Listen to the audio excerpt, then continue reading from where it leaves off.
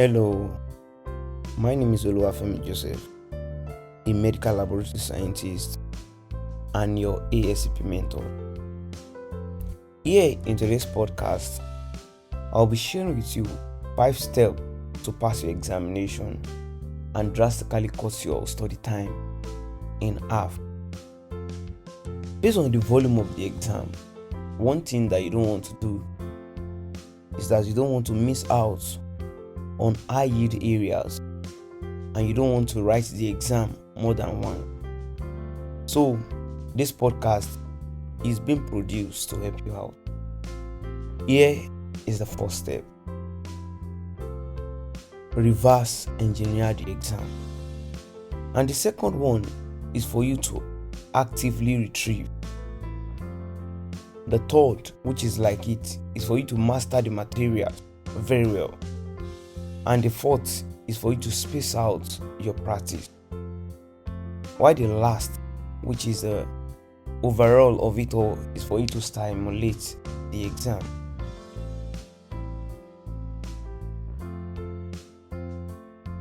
One thing that people do, one mistake that most students make is that they never plan before they write the exam.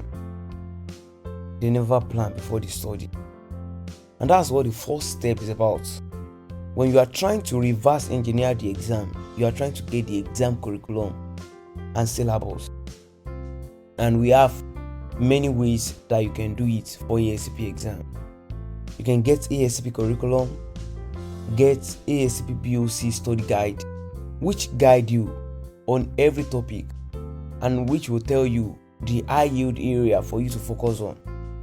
Once you get that, you identify the question format.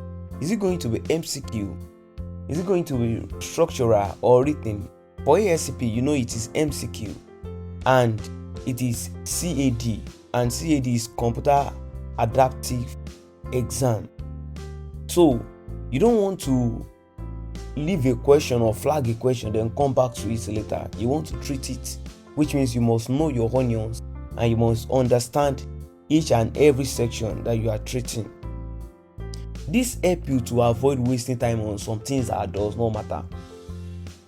You don't need to read deeply on questions or topics that only take less than 5% of the exam, because you know you barely see the question, or if you see the question, it will just be one question or 1 to 2 questions.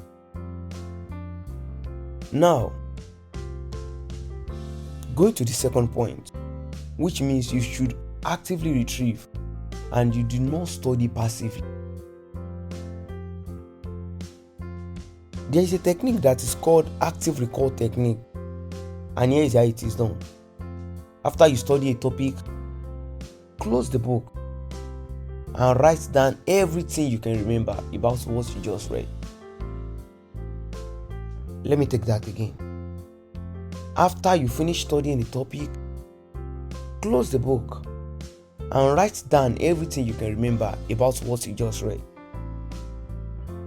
You can use flashcards and other method, but this helps you to remember what you just read, and it helps you to comprehend. It helps you to sustain what you read inside of your memory, because you are not just reading to cram. You are reading to come into, you are reading to understand. Ascp is a practical exam. It's not what you can just cram and you think you are good to go for the exam. I hope you are getting me. And like I said, it helps to actively strengthen your neural pathway for more effective, and it is very solid than rereading. Because what you have in your head, what you put down, for you to forget it, it will take a long time. The third one is for you to master the material with the Feynman's technique. These techniques have really helped me a lot, and it's that anything that you read, explain it in a simple term.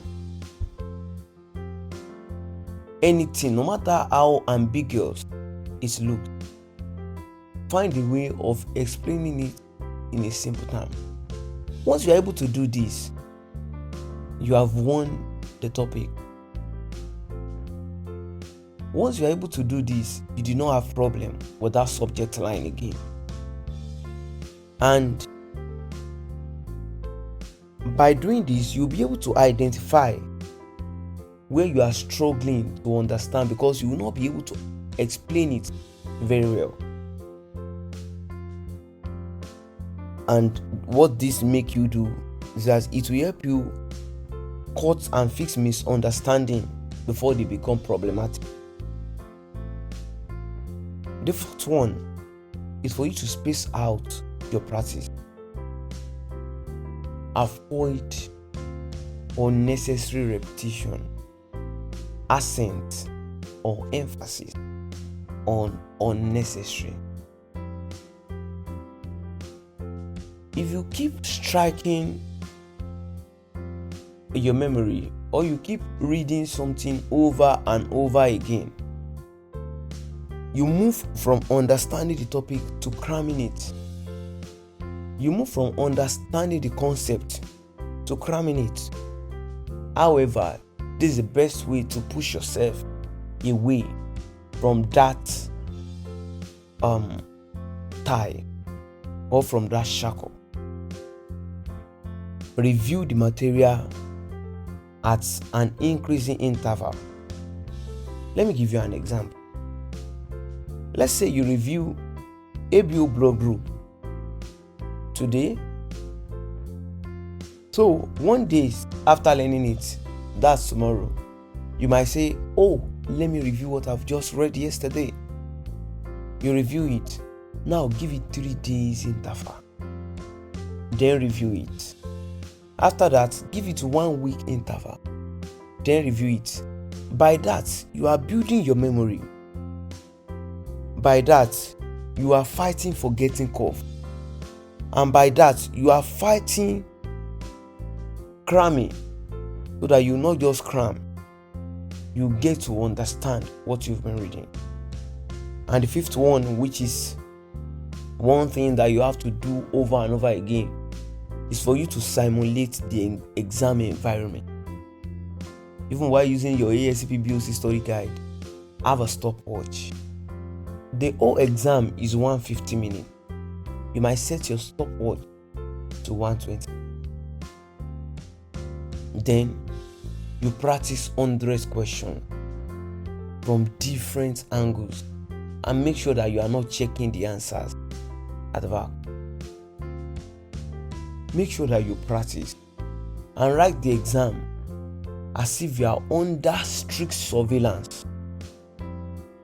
This helps to build your strength for the exam day, and it helps to chase fear away.